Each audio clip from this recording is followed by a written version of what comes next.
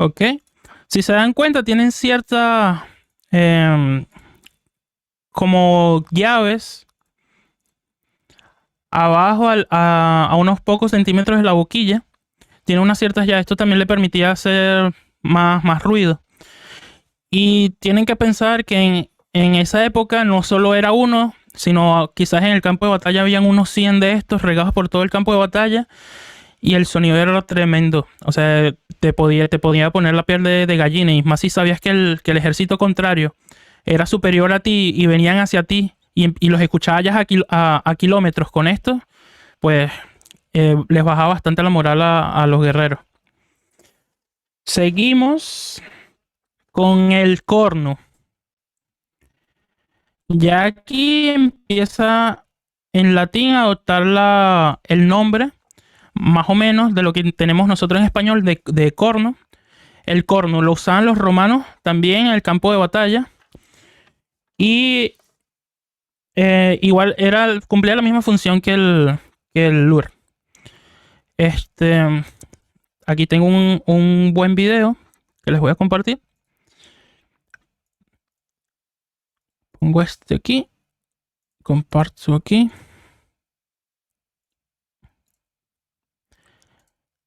Ah, y estos instrumentos, por lo menos a partir del corno, ya se empezaban a hacer como adornos en la campana. En las imágenes no se aprecian las que conseguí, pero se podían poner cabezas de dragón, cabezas de toro, de buey, también para representar ciertos tipos de batallones.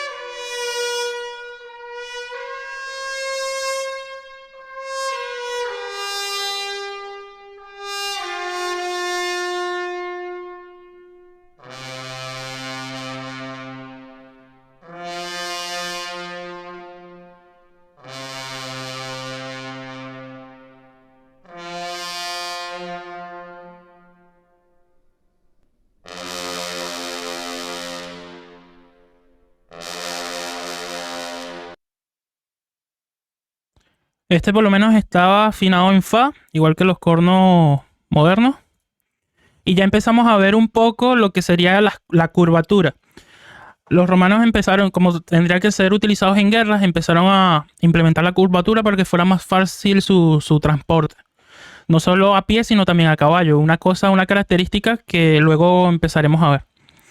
Sin embargo, al mismo tiempo, en lo que conocemos ahora como Suiza, eh, tenían lo que conocemos como el corno alpino, que es el Alphorn, pero este tiene la característica de que está construido en madera y se utiliza hoy en día en los Alpes suizos. Este, hoy en día con motivos de solo de hacer música. Anteriormente se usaban para pastar a las ovejas y también dar señales de pueblo a pueblo, ya que si tú tienes un pueblo en una montaña y el otro en la otra montaña, en todo el medio hay un valle y el sonido viaja muchísimo en ese valle y rebota por todas las montañas. Este, voy a compartirles también un ejemplo, pero esta vez les voy a compartir ya un ejemplo musical, o sea, un ejemplo, un ensamble. Ajá, ahora vengo aquí, acá.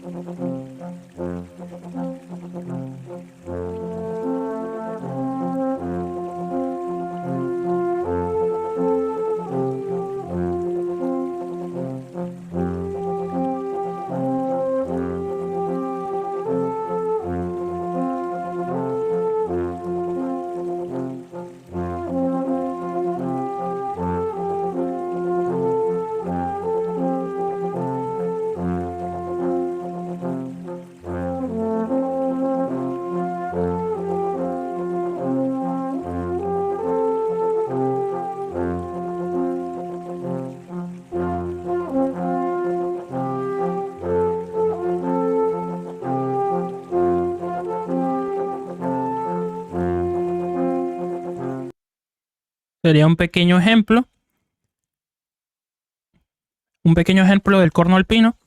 Hoy en día existen todavía muchos Vereine, sería en español como organizaciones, como clubs de corno alpino, que se centran en dar a conocer mucho más el instrumento. La verdad es que en esta zona de Europa es muy conocido y se implementa mucho. Muchas veces los puedes escuchar por las calles, en plazas así abiertas. Obviamente no en invierno, pero es un instrumento bastante bonito de escuchar porque tiene un sonido bastante redondo y perlado. Y cuando ya se usa en ensamble, tiene la característica de que no solo es un instrumento que hace diferentes voces, sino que ya hay diferentes largos y hay diferentes afinaciones. Y también diferentes, como por así decirlo, como diferentes tipos. Mientras más largo, más grave. Mientras más pequeño, más agudo. Siguiendo, ya empezamos a ver algo mucho más cercano al corno moderno, que sería el corno de caza. El corno de caza, ya empezamos a ver que está enrollado sobre sí mismo. Y esta es una característica muy importante, ya que en la época en la que era implementado, en el siglo XIV, siglo XV, siglo XVI, era necesario, cuando ibas a cazar, o los reyes iban a cazar, tenían al cornista, que iba siempre al frente con el caballo, y cuando avistaba ¿cómo se diría? Un conejo, una gacela o algo, tenían diferentes, ¿cómo se diría? Como fanfarrias, para expresar si había o una gacela, o un conejo, o un buey, o lo que fuese. Esta forma que está enrollado sobre sí mismo era muy importante, ya que tenían que llevarlo a caballo. Entonces era muy conveniente, te los podías poner en el hombro o te lo ponías sobre la cabeza y lo llevas aquí a cuestas. Vamos a escuchar un ejemplo. Este instrumento tiene la característica de que la boquilla, el granillo por donde pasa el aire de la boquilla es muy, muy pequeño. Es muy, muy, muy pequeño. O sea, es muchísimo más pequeño del diámetro que utilizamos hoy en día o de lo que se usó posteriormente. Y el sonido es muy chillón. Y normalmente es tocado muy, muy, muy fuerte. Claro, para que sea escuchado a mucha distancia. Entonces les voy a poner un ejemplo.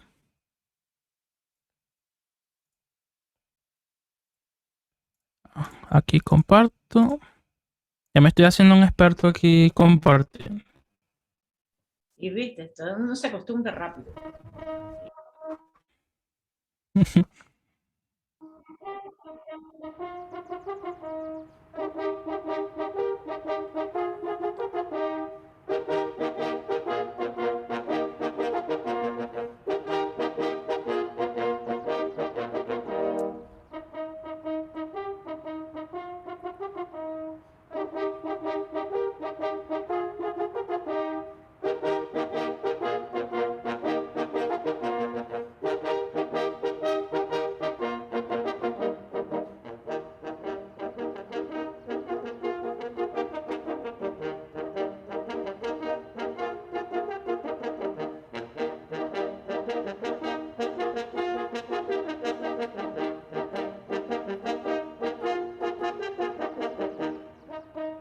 Ok.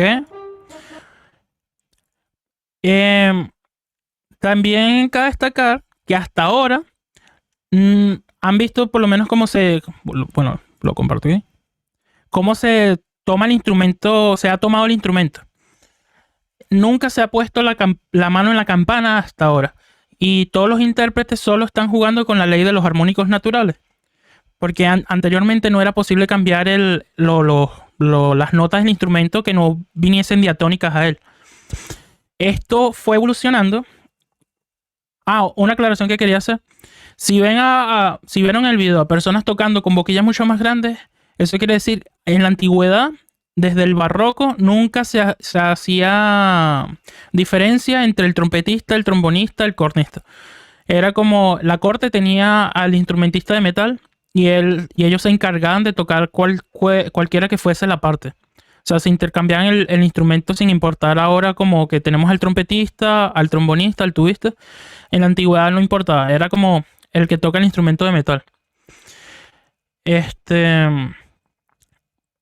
Ok, la cuestión con sostener el instrumento fue cambiando con las épocas, y a inicios del siglo XVII se empieza a hacer bastante, o sea, antes del siglo XVII se empieza a hacer bastante famoso dentro de la orquesta lo que sería el corno,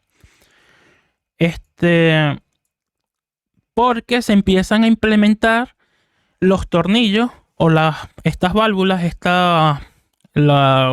nosotros les decimos los tornillos, que son estas vueltas, estas espirales, que con ellas se lograban cambiar la tonalidad del instrumento. Esto ya era importante porque te garantizaba que no tendrías que tener solamente un corno en do, o no tenías que estar tocando una sinfonía todo el tiempo en la misma tonalidad. Dentro de las mismas piezas, los cornistas iban a agarrar, iban a ir cambiando según fuese el caso necesario, iban a cambiar los tornillos. Ya en el corno natural, que en Alemania se conoce como Waldhorn o Naturhorn, como corno natural,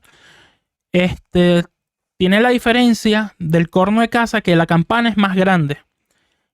La campana antes, a ver si lo ven, la campana antes era mucho más pequeña, y esto facilitaba que el sonido fuese más metálico, más directo.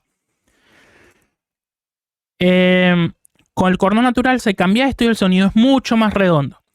Pero si bien no fue hasta 1750 que Anton Joseph Hampel, un cornista de la corte real de Dresden, crea la técnica de sonidos tapados.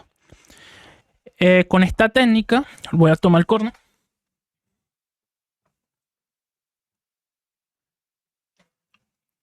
Ya con esta técnica, uno no solo tenía que estar, ¿cómo se dice?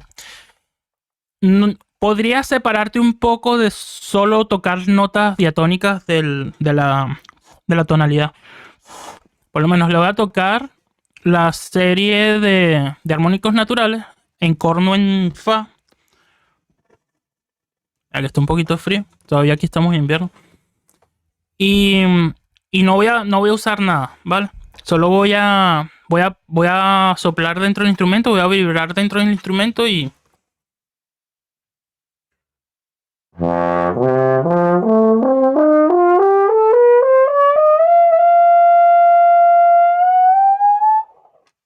Y ahí puedes seguir subiendo hasta el infinito. Serían unos... El corno podría producir unos 16 de ellos. Obviamente no todos son convenientes de tocar, ya que la afinación es muy... Lo que sería por lo menos el óbaton, ¿cómo se diría óbaton en español? Lo siento, es que a veces el español lo tengo un poco fuera de uso. Bueno, me imagino que quiere decir el parcial en sí, ¿no? Exacto, el parcial. Sobretonos, los sobrearmónicos. Exacto. Del parcial. Hay parciales como el parcial 7, el parcial 13, el parcial 14, el parcial 15, que son muy desafinados. Por lo menos el parcial 7 sería muy alto para lo que sería ese tono, que sería por lo menos en este caso el si bemol, sería muy alto. El 13, el 11 sería muy bajo, el 13 sería muy alto, el 14 sería mucho más alto, y no se corresponden exactamente con la afinación exacta que tenemos hoy en día. Si bien esto era posible, o sea, utilizar estos armónicos naturales era buenísimo para tocar piezas, por lo menos Haydn, que más que todo escribía los cornos como una ayuda al tímpani, que fuera algo más percusivo.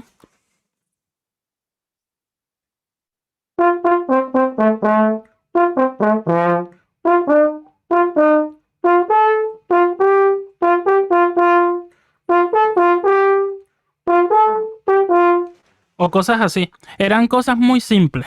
Y a partir del que el señor Anton Joseph Hampel implementó la técnica de la mano, que se lo voy a explicar porque es muy muy interesante. Él se preguntó, ¿cómo yo puedo hacer que el corno tenga cromatismo? Y creó esta técnica, que voy a quitar un momento el micrófono. que con la apertura y apertura de la mano dentro de la campana se podían crear tonos que no aparecen dentro de los armónicos naturales.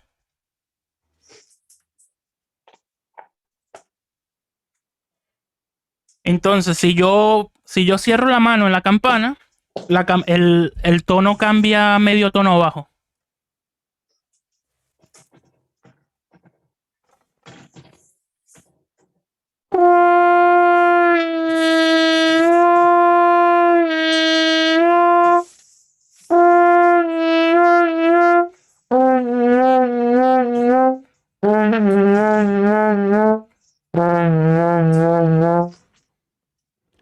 Y esto le encantó muchísimo a los compositores como Mozart y Beethoven, porque ya podían crear melodías que tuviesen cromatismo y no fueran solamente cosas diatónicas tocando la fundamental, la quinta y así.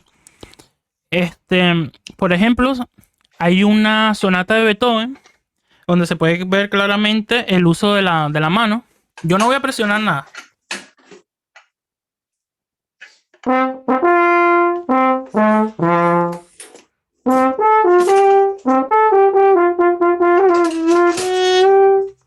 Ya, hay alguien con el micrófono abierto. ¿Será que yo? Ah, vale. No, es que me estaba distrayendo, perdón. Se van a dar cuenta, cuando yo empiece a cerrar la mano, o sea, se va a escuchar cuando yo cambie la nota.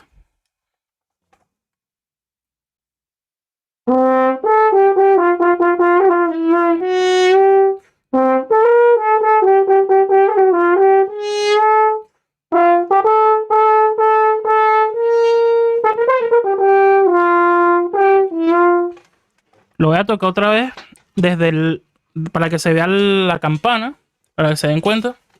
Tengo que subirlo bastante.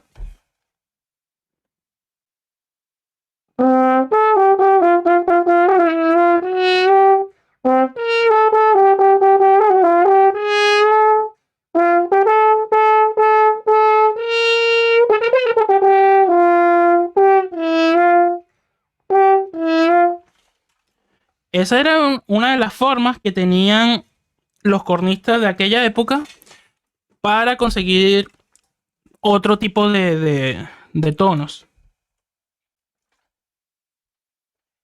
En este caso siempre serían como las sensibles. Pero esto tiene una pega, por así decirlo, tiene un problema, que es que cuando tú cierras se escucha el sonido muy nasal y se pierde sonoridad. Y las notas abiertas no se equiparan a las notas cerradas a las notas abiertas.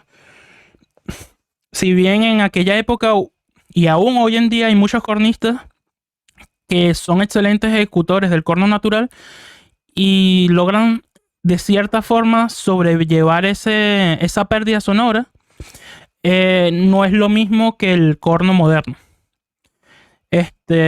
Y ya a mediados de 1814, Henry Stolzel le adapta dos válvulas como las de trompeta al corno y lo hace un instrumento ya cromático.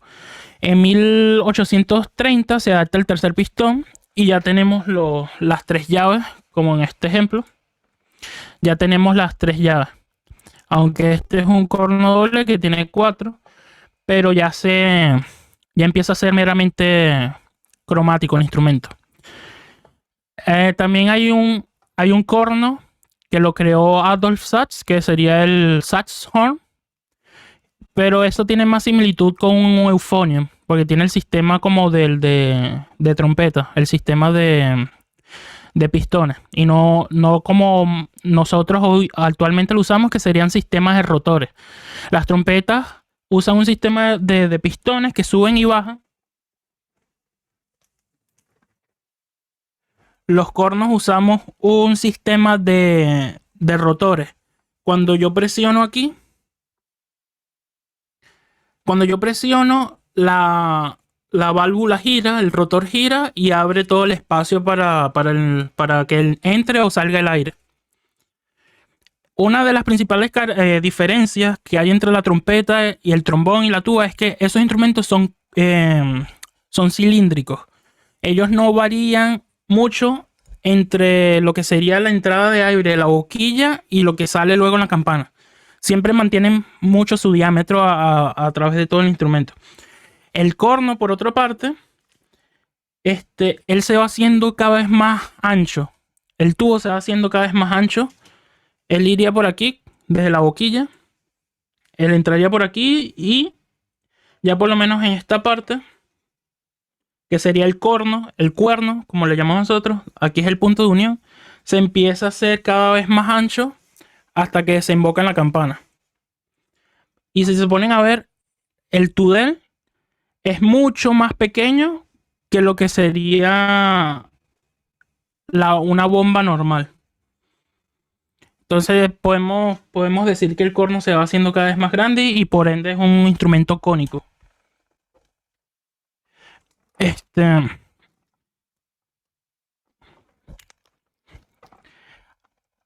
Retomando otra vez el de los armónicos naturales.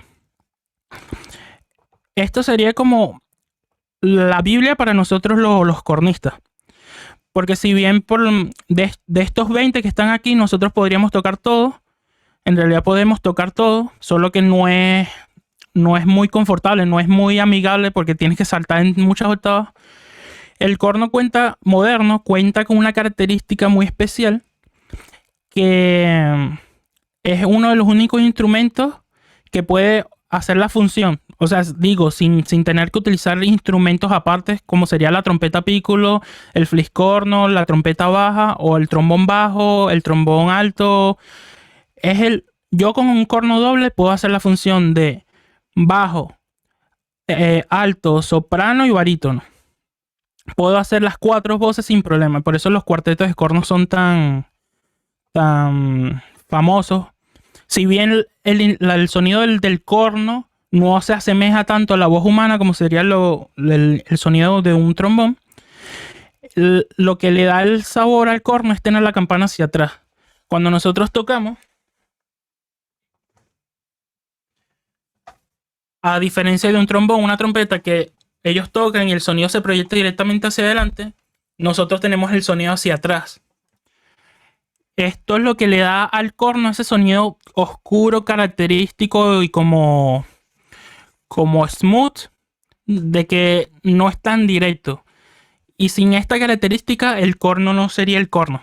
Es más, si ustedes cuando tengan una sesión y tienen que grabar un corno, nunca le pongan el micrófono al corno detrás de la campana porque va a sonar como un trombón. Y no es lo que ustedes quieren. Pónganlo un poco más separado para que los armónicos en la sala tengan tiempo de expandirse. Porque casi el 70% del sonido del instrumento yace en la sala, en que el sonido entre en la sala. Y si le ponen por lo menos el micrófono muy cerca a la campana, suena fatal. A ver. Les voy a poner un ejemplo del corno natural o corno barroco para que vean, porque yo no me especializo en él, pero es un instrumento bastante interesante cuando se toca bien. Entonces les voy a poner un ejemplo de un dueto de Mozart.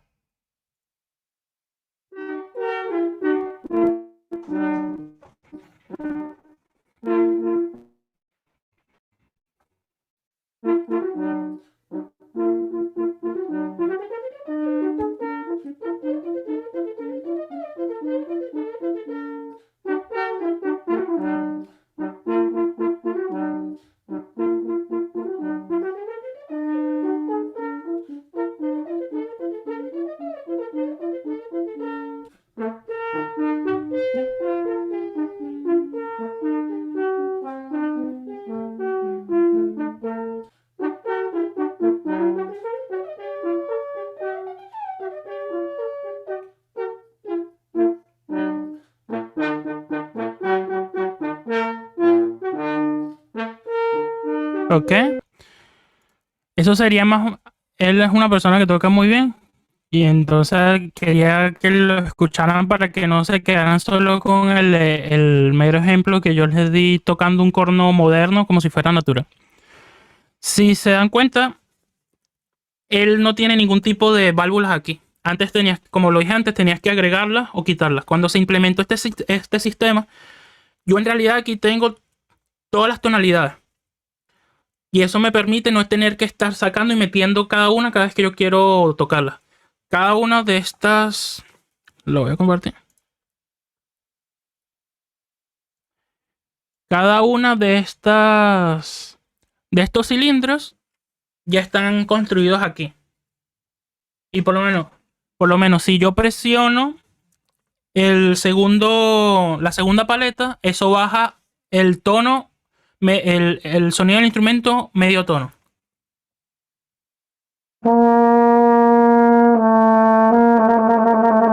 Si yo presiono la primera, baja un tono completo.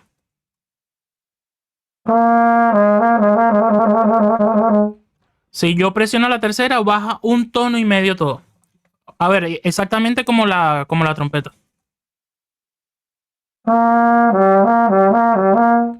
Y ya las diferentes combinaciones de posiciones son las que le dan la posibilidad al corno de ser cromático.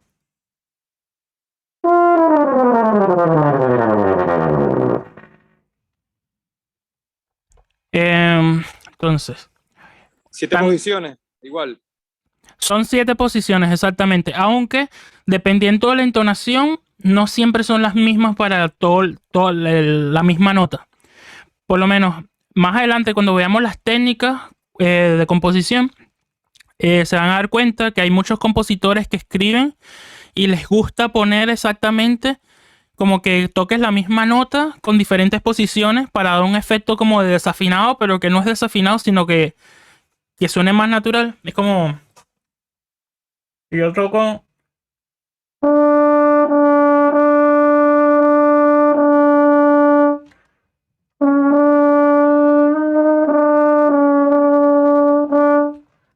Hay infinidad de posiciones para cada nota. Porque claro, cada combinación de posiciones tiene su propia serie de armónicos y dentro de esa serie de armónicos seguramente va a estar esa nota que uno está buscando. Mientras más agudo, más fácil que todo suene en la misma posición. Como si yo toco...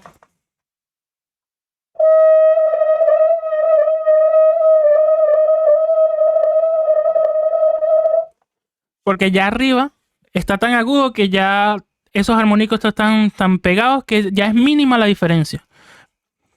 Una buena forma de explicarle a un pianista o a una persona que no es instrumentista de metal cómo sería tocar corno es con esta imagen.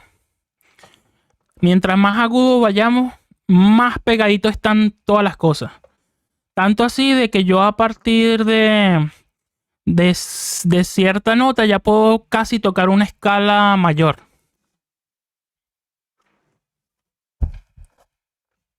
O sea, es tocar una escala mayor sin presionar nada.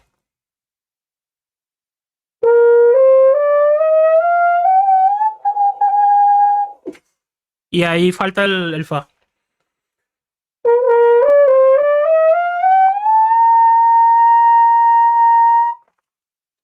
Sería la escala, para ustedes sería la de si bemol mayor, para mí sería fa mayor. Pero se podría tocar prácticamente sin presionar nada, la escala completa. Entonces, mientras más agudo, es mucho más difícil. Y eso es muy importante que lo tengan en cuenta a la hora de escribir. Porque el corno, al tener tantas octavas, prácticamente 4 o más, dependiendo del instrumentista, es muy fácil de que los compositores se enamoren y empiecen a escribir cosas acrobáticas. Que la verdad, en la computadora todo suena bien, pero a la hora de implementarlo, el instrumentista es casi imposible. Por lo menos, les quieren que les pueda hacer una demostración de todas las octavas. Por lo menos lo más grave que podría llegar a un corno sería al fa.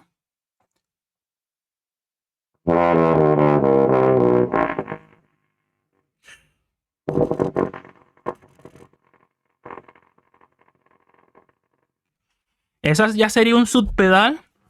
Y eso sería lo más grave que podría llegar a un corno, pero no es un registro que sea muy utilizado porque no es estable.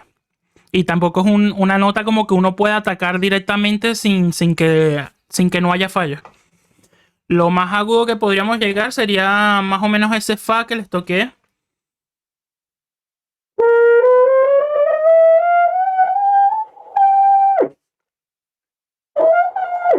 Y ya, y también depende del instrumentista si tiene fuerza o no, si ha calentado, depende de muchos factores.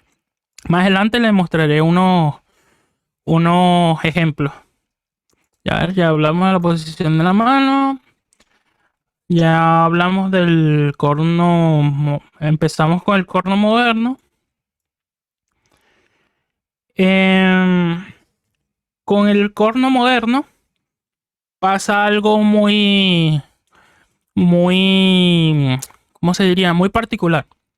A la hora de todas estas personas, Heinrich Storsel y Kumber y Kruspe, que son los creadores de instrumentos, los luthieres que crean instrumentos, al implementar los rotores,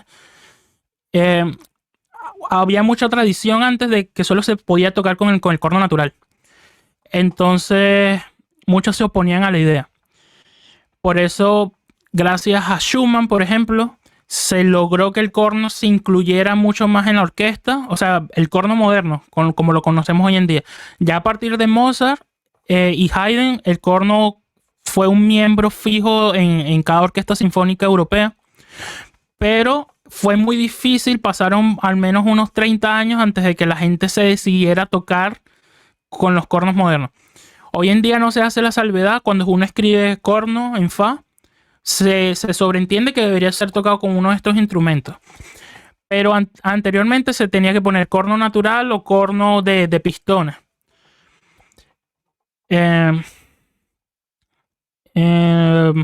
que no es necesario que les comente tampoco las partes del instrumento. ¿O hay alguien que si quiera saber las partes del instrumento?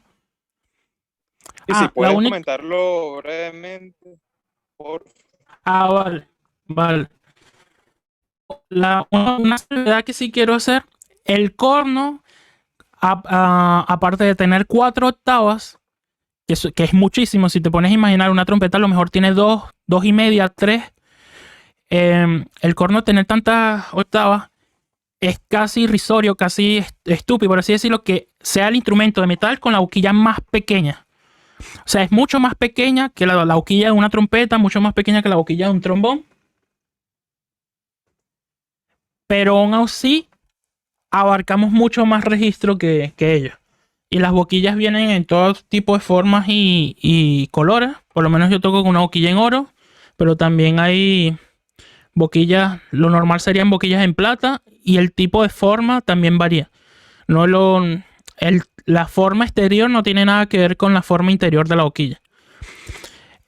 También se pueden producir todo tipo de sonoridades a partir de cambiar de cambiar la boquilla o el material.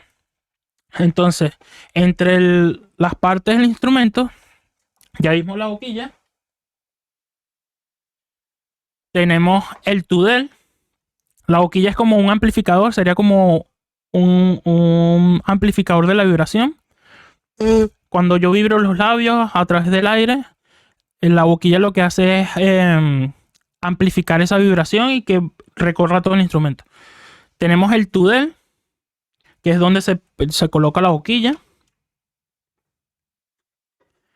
La primera bomba de afinación general. Esta sería la bomba en fa, ya que este es un corno doble. Entonces aquí pueden ver, tengo 2 hileras. Aquí yo tengo 2 instrumentos. Este es el corno en si bemol y este es el corno en fa. El corno en si bemol, aunque ustedes escriben todo para corno en fa y nosotros leemos todo en corno en fa, lo tocaremos todo casi siempre en corno en si bemol. Ya por las características del instrumento, si lo ven, el corno en si bemol es mucho más pequeño. Las bombas en si bemol son mucho más pequeñas que las bombas en fa. El corno en fa se utiliza para tocar fuerte, para cuando quieres tocar más rústico o cuando necesitas ciertos tipos de armónicos que el corno en si bemol no te otorga porque no llega tan grave o simplemente no los tiene. De resto siempre vamos a tocar corno en si bemol, aunque esté escrito en fa. Tenemos los rotores, que serían estos de aquí, que cuando yo activo, estos son las paletas, que cuando yo activo la paleta, el rotor gira. Este sería el cuerno. Esta parte de aquí a aquí, sería el cuerno. Y esta parte de aquí, esta es la campana. Que muchos modelos modernos hoy en día se quitan sobre todo para facilidad de transporte, para que el estuche no ocupe tanto espacio. Pero también nos da la facilidad de cambiar el tipo de campana. Podemos poner una campana más grande, una campana más pequeña. Mientras más pequeña sea la campana, quizás más fácil para los Google y el sonido es un poco más directo. Esto sería básicamente las partes del corno. Y esto que sería el apoyador del dedo. Y esto para sacar el agua rápidamente.